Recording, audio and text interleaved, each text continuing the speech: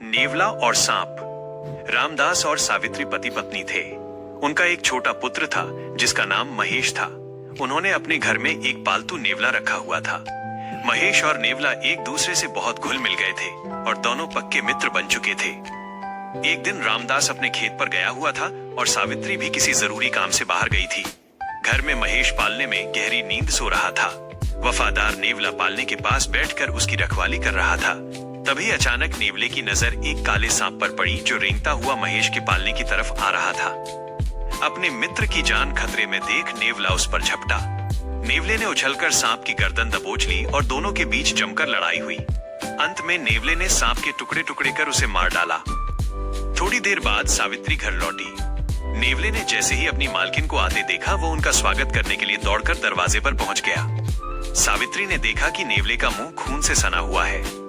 वो ये देखकर दंग रह गई और उसे शंका हुई कि नेवले ने उसके बेटे को मार डाला है। गुस्से और दुख में वो अपना आपा खो बैठी।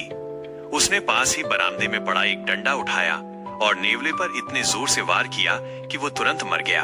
इसके बाद वो रोती चिल्लाती हुई कमरे के अंदर भागी। अंदर जाकर उसने देखा कि महेश तो सुरक्षित सोया हुआ है। पास ही एक मरा हुआ सांप पड़ा था। सावित्री को अपनी बड़ी गलती समझते देर नहीं लगी। वह फूट फूट कर विलाप करने लगी।